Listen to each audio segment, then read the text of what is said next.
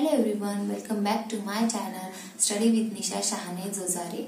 आणि आज मी तुमच्यासाठी घेऊन आलेली आहे की मे, माइट हॅव, परत विल बी एबल टू हे काही हेल्पिंग वर्ब्स. हे हेल्पिंग वर्ब्स आपण बोलताना म्हणजे एखाद्या वेळेस आपण आपल्या कानावर ऐकलेले आहेत किंवा आपण पुस्तकामध्ये पण हे वाचलेले असतात. पण बऱ्याच जणांना ह्याच्यामधलं जे अंतर आहे कन्फ्युजन होतं की माइट म्हणजे काय, माइट हॅव म्हणजे काय, मे म्हणजे काय नेमकं. तर ह्याचा नेमका अर्थ काय आहे तेच मी आज तुम्हाला त्याची काही उदाहरणे देऊन समजावून सांगणार आहे. चला तर मग आजच्या व्हिडिओला सुरुवात करू.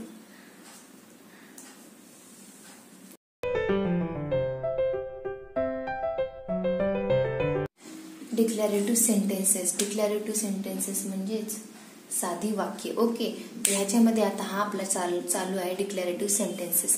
तर ह्याच्यामध्ये आपण काल बघितलं कॅन, कुड हॅव बघितलं, म्हणजे त्यांचे अर्थ, त्यांची वाक्य आपण बघितली. आज आपण बघणार आहोत विल बी एबल टू हे सहाय्यकारी क्रियापदे घेऊन आपण आज वाक्यामध्ये याचा कसा वापर होतो ते आपण पाहणार आहोत. तर विल बी एबल टू ला मराठीमध्ये काय म्हणतो आपण शकेल. म्हणजे भविष्य काळात समजा एखादी क्रिया घडू शकेल असं जेव्हा आपल्याला वर्तवायचं असते, बोलताना सांगायचं असते कोणाला, तेव्हा आपल्याला विल बी एबल टू चा वापर करावा लागतो. ओके, तर बऱ्याचदा आपण ऐकलेलं आहे की बऱ्याच वाक्यांमध्ये विल बी एबल टू येतं. बोलताना किंवा वाचताना आपल्याला विल बी एबल टू हे शब्द पाहायला मिळतात. तर नक्की कशी वाक्य येते बघू आपण. ओके, ही वाक्य बघितल्यानंतर तुमच्या लक्षात येऊन जाईल की विल बी एबल टू चा अर्थ काय आहे ते. Okay, so will be able to जेव्हा वाक्यामध्ये येतं तेव्हा आपण एखादी भविष्य काळातली क्रिया काय करत असतो, सांगत असतो, किंवा भविष्य काळामध्ये ही क्रिया घडू शकेल, हे होऊ शकेल असं जेव्हा सांगायचं असते तेव्हा विल बी एबल टू चा आपण वापर करतो. तर विल बी एबल टू जेव्हा वाक्यामध्ये येतं बोलताना किंवा लिहिताना तेव्हा काय असते बघा की क्रियापदाचं होईना विल बी एबल टू च्या नंतर पहिलंच रूप येत असतं. हे तुम्हाला इथं लक्षात ठेवायचं आहे. तर will be able to plus क्रियापदाचं पहिलं रूप. तर ह्यालाच मराठीमध्ये आपण काय म्हणतो, विल बी एबल टू ला शकेल, म्हणजे एखादी गोष्ट होऊ शकेल असं जेव्हा सांगायचं तेव्हा विल बी एबल टू वापरायचं. तर बघा ही मी काही मराठीची वाक्य आहेत ती इंग्लिशमध्ये तुम्हाला करून दाखवलेली आहेत. तर बघा पहिलं वाक्य आहे ते म्हणजे तो इंग्रजीत बोलू शकेल. ओके, तो इंग्रजीत बोलू शकेल. म्हणजे आता बघा ह्याच्यामध्ये पण ह्या वाक्यात शेवटी काय आले, शकेल आले, हो की नाही. सो शकेल आले म्हणजे एखादी गोष्ट आता भविष्य काळामध्ये घडू शकेल, म्हणजेच इंग्लिशमध्ये एखादा व्यक्ती तो बोलू शकेल, हो की नाही. सो कसं करायचंय मग, तो इंग्रजीत बोलू शकेल म्हणजे तुम्हाला जी ट्रिक सांगितली मी आधीच ती ट्रिक आपण वापरून वाक्य करूया. ओके, सो माहिती आहे तुम्हाला तो साठी आपल्याला इंग्लिशमध्ये आपण काय घेतो, ही घेतो, आणि मग नंतर लगेच मराठीचं जे वाक्य आहे त्या मराठीच्या वाक्याच्या शेवटी यायचं आपल्याला, आणि शेवटी आपल्याला कोणतं सहाय्यकारी क्रियापद किंवा काय वापरलेलं आहे हेल्पिंग वर्ब ते बघायचं. तर मराठीमध्ये शकेल घेतलं हे हेल्पिंग वर्ब, तर तेच इंग्लिशमधील या शकेलसाठी आपण विल बी एबल टू घेणार आहोत. म्हणजे एवढं आपल्याला घ्यायचे प्रत्येक वाक्यात. आता बघा, हो की नाही, मग शकेलसाठी एवढं घ्यायचंय आपल्याला विल बी एबल टू. हे लक्षातच ठेवून घ्या, हे पाठ करून टाका की विल बी एबल टू म्हणजे शकेल. ओके, एखादी गोष्ट होऊ शकेल याच्यासाठी विल बी एबल टू वापरायचं. बोलण्यासाठी स्पीक घेतलं मी, हो की नाही. बोलू म्हणजे बोलण्यासाठी स्पीक, म्हणजे स्पीक हे काय क्रियापदाचं पहिलंच रूप आहे इन इंग्लिश म्हणजे इंग्रजीत, हो की नाही. सो झालं आपलं वाक्य he will be able to speak in English. आता तो आता चालू शकेल बघा, ही घेतलं तो साठी, मग विल बी एबल टू घेतलं आपलं शकेलसाठी, तो आता चालू शकेल. आणि चालण्यासाठी काय घेतलं मी, वॉक घेतलं, हो की नाही. चालू, चालणे, वॉक आता म्हणजे नाव घेतलं. So he will be able to walk नाव. ती आता खाऊ शकेल, ती साठी शी घेतलं, she will be able to. शकेलसाठी विल बी एबल टू घेतलं, खाण्यासाठी इट घेतलं, नावसाठी आता घेतलं, she will be able to ate नाव. ते आता जाऊ शकतील, ते साठी मी दे घेतलं, विल बी एबल टू घेतलं कशासाठी, शकतील साठी, आणि गो जाण्यासाठी गो घेतलं, नावसाठी आता घेतलं. ओके, शकेल किंवा शकतील, ओके एकच आहे, हो की नाही. म्हणजे अनेक वचन आहे म्हणून इथं काय आलं, शकेल आलं. ती तुला पाहू शकणार नाही, ती साठी शी घेतलं, शकणार नाही. आता काय आलं इथं, निगेटिव्ह सेंटेन्स आले, हो की नाही. शकेलचं काय आलंय, निगेटिव्ह सेंटेन्स. आता इथं मी तुम्हाला आधीच सांगितले काय घ्यायचे आपल्याला, शकेल म्हणजे शकतील किंवा शकेलसाठी विल बी एबल टू घ्यायचं. पण शकणार नाही ह्याच्या उलट जा असेल शकणार नाही, तर त्याच्यासाठी आपल्याला काय घ्यायचे, पहिलं इथे विल बी एबल टू आले तर पहिलं जे आहे सहाय्यकारी क्रियापद त्याच्यासोबत आपल्याला नॉट लावायचं. ओके, सो इथं विल सोबत आपल्याला आधी नॉट लावायचं, will not be able to असं करायचं. ओके, सो मी बघायचं लावलं she will not be able to see you, म्हणजे विल सोबत नॉट घेतलं. पहिल्यांदा जो सहाय्यकारी एवढे मोठे समजा आता 4-5 आहेत तिथं, किती 4 शब्द आहेत, पण त्याच्याशिवाय जो पहिला शब्द आहे त्यालाच आपल्याला काय करायचे नॉट लावायचे. She will not be able to see you. Okay, ते आज येऊ शकणार नाही, हे पण निगेटिव्ह आहे बघा. ते साठी काय घेतलं मी दे घेतलं. ओके, इथं हे दे आहे. Okay, they won't. आता विल नॉट घ्यायचं किंवा वोंट घ्यायचं एकच आहे. विल नॉटचा शॉर्ट फॉर्म काय वोंट आहे. Okay, so won't be able to. मग येऊ म्हणजे येण्यासाठी कम घेतलं, आजसाठी टुडे घेतलं. They won't be able to come today. Okay, ती हे सोडू शकणार नाही. ती साठी मी काय घेतलं शी घेतलं. शी आता शकणार नाही साठी वोंट बी एबल टू घेतलं. ओके, एवढं वोंट बी एबल टू घेतलं. सॉल्व म्हणजे सोडवणे, सोडवूसाठी सोडवणे घेतलं. धिस म्हणजे हे.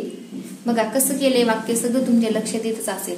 आपण हा सामना जिंकू शकणार नाही, आपण साठी काय घेतलं वी घेतलं. शकणार नाही साठी काय घेतलं वोंट घेतलं. Won't be able to and जिंकणे म्हणजे जिंकण्यासाठी विन घेतलं. अँड हा सामना राहिलेलं वाक्य काय आहे, हा सामना म्हणजेच धिस मॅच घेतलं. Okay, we won't be able to win this match. आपण ही मालिका जिंकू शकणार नाही, मग आपण साठी पण मी वी घेतलं. जिंकू शकणार नाही साठी माहिती आहे नेहमीप्रमाणे वोंट बी एबल टू घ्यायचं आणि मग काय लगेच इकडे जिंकण्यासाठी विन घेतलं. ही मालिका म्हणजे धिस सिरीज. ओके, आता पुढचा आहे तो म्हणजे हेल्पिंग वर्ब, तो आहे मे. तर डिक्लेरेटिव्ह सेंटेन्स म्हणजे साध्या वाक्यामध्ये मेचा आपण कसा उपयोग करायचा ते आपण बघू. ओके, तर मे म्हणजे काय, तर मे म्हणजे इंग्लिशमध्ये आपण वाक्यामध्ये आपण मे हा शब्द म्हणजे मे हा सहाय्यकारी क्रियापद बऱ्याच वेळेस ऐकलेला आहे किंवा वाचलेला आहे. ओके नाही, तर मेचा अर्थ काय आहे म्हणजे साध्या वाक्यांमध्ये तो कसा करायचा.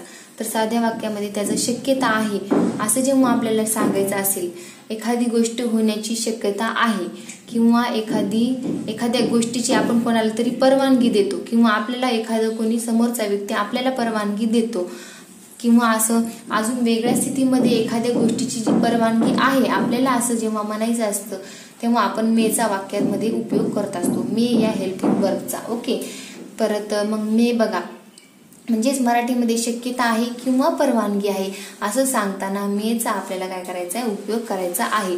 तर मे जेव्हा वापरतो तेव्हा आपल्याला काय करायचंय क्रियापदाचं पहिलं स्वरूप वापरायचंय. ओके, हे लक्षात ठेवा की मे जेव्हा वाक्यामध्ये वापरतो त्याच्या लगेच आपल्याला क्रियापदाचं पहिलं रूप वापरायचं आहे. तर आता बघा ही वाक्य बघा, ही उदाहरणं बघा, तुमच्या लगेच लक्षात येऊन जाईल की मे म्हणजे नक्की काय. तर तुला आता जाण्याची परवानगी आहे. बघा इथं काय दिली या वाक्यामध्ये, तुला आता जाण्याची परवानगी आहे म्हणजे एखाद्या व्यक्तीला काय केलेले आहे, समोरच्या व्यक्तीला आपण काय केलेली जाण्याची आता परवानगी दिलेली आहे. तर इंग्लिशमध्ये कसं म्हणणार, ती ट्रिक वापरून लगेच इथं जो करताय तो लिहून घ्यायचा. तुलासाठी मी यू घेतलं. परवानगी आहे किंवा शक्यता आहे साठी काय घ्यायचे मे घ्यायचे. म्हणून मी काय घेतलं एवढं ह्या परवानगी आहे साठी इथं मे घेतलं. ओके, राहिलं जाण्याची म्हणजे जाणे, इंग्लिशमध्ये जाणेला आपण गो म्हणतो म्हणून गो घेतलं. ओके, हे झालं. आता राहिलं आतासाठी मी नाव घेतलं. झालं आपलं पूर्ण वाक्य झालं. ओके नाही, सो यू मे गो नाव. बघा किती छोटं वाक्य. ओके नाही, मराठीत ऐकायला आपल्याला खूप अवघड वाटतं की आता इंग्लिशमध्ये कसं करायचं, पण एकदा तुम्हाला ह्याची प्रॅक्टिस होऊन गेली की तुम्हाला कोणतंच वाक्य हे अवघड वाटणार नाही. दुसरं बघा, तो पत्र पाठवण्याची शक्यता आहे. तो साठी ही घेतलं मी. ओके, इंग्लिशमध्ये हिला तो म्हणतो आपण, हो सॉरी तोला आपण ही म्हणतो. आणि शक्यता आहे साठी काय घेतलं मे घेतलं की नाही. राहिलं पाठवण्यासाठी सेंड घेतलं आणि लगेच पत्रसाठी घेतलं मी अ लेटर. झालं आपलं वाक्य. ओके, तिसरं बघा, तो नापास होण्याची शक्यता आहे.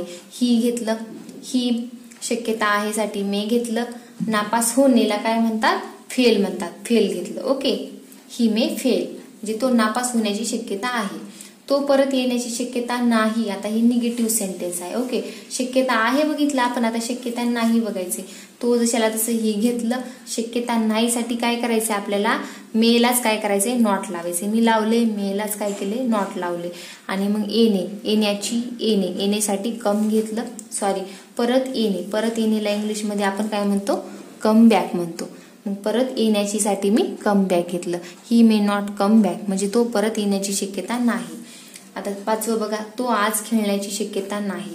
तो साठी ही घेतलं, मे नॉट घेतलं शक्यता नाही साठी, प्ले म्हणजे खेळण्यासाठी प्ले घेतलं आणि आजसाठी टुडे घेतलं. ही मे नॉट प्ले टुडे. तुला येथे बसण्याची परवानगी आहे. बघा आता इथं काय दिले आपण, परवानगी दिली. आता बघा परवानगी आहे. सो तुलासाठी मी काय घेतलं, यू घेतलं. परवानगी आहे, हे बघा मी इथंच सांगितलं परवानगी आहे किंवा शक्यता आहे, त्याच्यासाठी मे घ्यायचं. घेतलं मे. आणि इथं बसण्यासाठी सीड घेतलं. येथे म्हणजे हिअर. हिअरला आपण मराठीत काय म्हणतो, येथे म्हणतो, हो की नाही. झालं. You may sit here. तुला ही मालिका पाहण्याची परवानगी आहे. तुलासाठी यू घेतलं, मे साठी घेतलं, परवानगी आहे साठी मे घेतलं. पाहण्यासाठी वॉच घेतलं. वॉच म्हणजे पाहणे, WATCH वॉच. ओके, वॉच म्हणजे पाहणे घेतलं. ही मालिका म्हणजे this serial. You may watch this serial. Okay, ही वाक्य तुम्हाला नुसती बघायचीच नाही, तर तुम्हाला रोजच्या जीवनामध्ये बोलताना ही वाक्य वापरायची आहे, तरच तुम्हाला इंग्लिश बोलायला सोपं जाईल. ओके, आता आधी आपण मे बघितलं. मेचा काय अर्थ होता की शक्यता आहे किंवा परवानगी आहे. ओके, तो आता हे दुसरं बघू आपण, ते म्हणजे माईट. MIGHT might. माईट सोबत क्रियापदाचं पहिलंच रूप वापरायचं. माईटचा पण अर्थ तोच आहे बघा, सेम. शक्यता आहे, एखादी शक्यता आहे असं जर वर्तवायचं असेल तर माईटचा आपण बोलताना उपयोग करतो. पण आता तुम्ही म्हणता मेचा पण तोच अर्थ आणि माईटचा पण तोच अर्थ. पण मेचे 2 अर्थ आहेत, जेव्हा आपल्याला परवानगी द्यायची असेल किंवा शक्यता वर्तवायची असेल. पण माईटचा कधी वापर करायचा, जेव्हा कमी शक्यता असेल, एखाद्या वाक्यामध्ये कमी शक्यता वर्तवायची असेल तेव्हा आपण माईटचा वापर करतो. ओके, तर मे सारखाच याचा पण उपयोग आहे. तर बघून घ्या वाक्य. तो ग्रंथालयात असण्याची शक्यता आहे. ओके, तर बघा मग आता इथं पण काय दाखवलं आपल्याला, शक्यता आहे हे वर्तवलेलं आहे. तसंच करायचं वाक्य. तो साठी ही घेतले मी, शक्यता आहे साठी आपण काय घेतलं, माईट घेतलं. ओके, असणे म्हणजे असण्याची, याला मी काय घेतलं, बी म्हणजे असणे. ओके, ग्रंथालयात म्हणजे इन द लायब्ररी म्हणजेच ग्रंथालयात. तो ग्रंथालयात असण्याची शक्यता आहे, he might be in the library. Okay, so पाऊस थांबण्याची शक्यता आहे. आता बघा पाऊससाठी काय घेतलं, द रेन घेतलं आणि शक्यता आहे साठी माईट घेतलं. थांबण्याची साठी काय घेतलं, stop. The rain might stop. आपण जिंकण्याची शक्यता नाही, आपण साठी वी घेतलं आणि शक्यता नाही साठी माईट नॉट घेतलं, कारण निगेटिव्ह आहे म्हणून माईटला काय करायचं, नॉट लावायचं. शक्यता नाही हे काय आहे, निगेटिव्ह आहे म्हणून माईट नॉट घेतलं. आणि जिंकणे साठी विन घेतलं. ओके, विन म्हणजे जिंकणे. तर बघा त्याला याची गरज असण्याची शक्यता आहे, तर त्यालासाठी ही घेतलं. परत असण्याची शक्यता आहे साठी माईट घेतलं आणि गरजसाठी काय घेतलं, नीड. ओके, नीड म्हणजे गरज असणे. ओके, आणि याचीसाठी धिस घेतलं. Okay, so he might need this. तो व्यस्त असण्याची शक्यता आहे, तर तो साठी ही घेतलं. शक्यता आहे साठी माईट घेतलं. व्यस्त असणे म्हणजे बी घेतलं. बिझी म्हणजे काय घेतलं आपण, सो बिझी साठी व्यस्त साठी बिझी घेतलं. ही माईट बी बिझी. सो तो व्यस्त असण्याची शक्यता आहे. हे बघा आता माईट हॅव म्हणजे काय, तर माईट हॅव म्हणजे समजा एखादी क्रिया झाली असण्याची शक्यता आहे किंवा वाक्याच्या शेवटी समजा ल असण्याची शक्यता आहे. म्हणजे आता इथं बघा काय, क्रिया झाली असण्याची शक्यता आहे. एखादी क्रिया झाली, पण ती क्रिया झाली म्हणजे त्याची आपल्याला काय करायचे, फक्त वाक्यामध्ये बोलताना काय करायचे, शक्यता वर्तवायची आहे. ओके, शक्यता वर्तवण्यासाठी, एखादी क्रिया झाली असण्याची शक्यता वर्तवण्यासाठी माईट हॅवचा आपण वापर करतो. आणि मी आधीच सांगितले हॅज हॅड नंतर काय वापरायचं, आपल्याला क्रियापदाचं तिसरं रूप वापरायचे. आधीच्या व्हिडिओमध्ये तुम्हाला सांगितलेलंच आहे. ओके, ही वाक्य बघून घ्या. म्हणजे वाक्य बघितली की तुम्हाला लगेच लक्षात येऊन जाईल की नेमका माईट हॅवचा अर्थ काय आहे. बघा पहिलं वाक्य, तो पोहोचला असण्याची शक्यता आहे. बघा इथं काय, पोहोचला आहे तो, पण काय सांगितले, पोहोचण्याची आपल्याला फक्त काय सांगितलेले, शक्यता वर्तवलेली आहे. तर मी तो साठी काय घेतलं. आता वाक्य कसं करायचं सांगितलंय मी आधी, आपल्याला करता जशाला तसा लिहून घ्यायचंय. वाक्याच्या शेवटी यायचंय आपल्याला, करता लिहिलेलं की लगेच मराठीच्या वाक्याच्या शेवटी यायचे आणि ते वाक्य आपल्याला इकडच्या साईडनं इंग्लिशमध्ये करत जायचे. तो साठी मी ही घेतलं. शेवटी आले असण्याची शक्यता आहे साठी मी काय घेतलं, माईट हॅव घेतलं. पोहोचण्यासाठी मी काय घेतलंय, पोहोचणे म्हणजे इंग्लिशमध्ये आपण याला रीच म्हणतो. रीच म्हणजे पोहोचणे आणि पोहोचण्याचं आपल्याला काय घ्यायचं म्हणजे रीचचा आपल्याला तिसरं रूप घ्यायचे, रीच्ड. ओके, रीच म्हणजे पोहोचली. सो आता दुसरं बघा, तो विसरला असण्याची शक्यता आहे.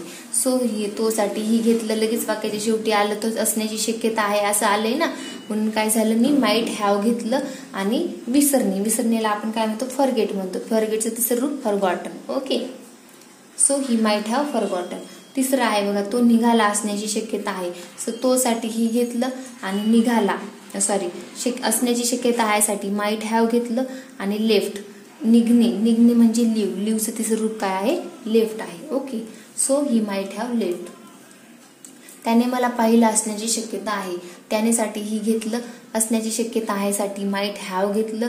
पाहणे म्हणजे काय, सीचं तिसरं रूप काय आहे, सीन घेतलं मी. ओके, सीचं तिसरं रूप सीन. मला साठी मी घेतलं. आता बघा, शाळा सुटली असण्याची शक्यता आहे. सो शाळासाठी मी द स्कूल घेतलं आणि शक्यता आहे असण्याची शक्यता आहे साठी माईट हॅव घेतलं आणि सुटली म्हणजे फिनिश झाली म्हणजे संपली, म्हणजे सुटली तर काय घेतलंय, फिनिशचा अर्थ आपण, सुटण्याचा अर्थ आपण फिनिश घेतलाय. ओके, सो फिनिशचं तिसरं रूप आहे फिनिश्ड. ओके, सो कसा वाटला तुम्हाला आजचा व्हिडिओ? जर काही डाऊट्स असतील तर नक्की मला कमेंट करून सांगा. आणि जे मी आज शिकवले तुम्हाला, might have, will be able to, हे हेल्पिंग वर्ब तुम्हाला नुसतं बघून चालणार नाही, तर तुम्ही तुमच्या वहीमध्ये उतरून घ्या आणि बोलताना ते कसं वापरायचे, तुम्ही तुमची स्वतःची वाक्य तयार करा आणि ते तुम्ही बोलताना वापरा, म्हणजे तुम्हाला इंग्लिश बोलायची सवय लागून जाईल. आणि जर तुम्ही माझ्या व्हिडिओवर नवीन असाल तर नक्की लाईक करा, सबस्क्राईब करा, शेअर करायला विसरू नका.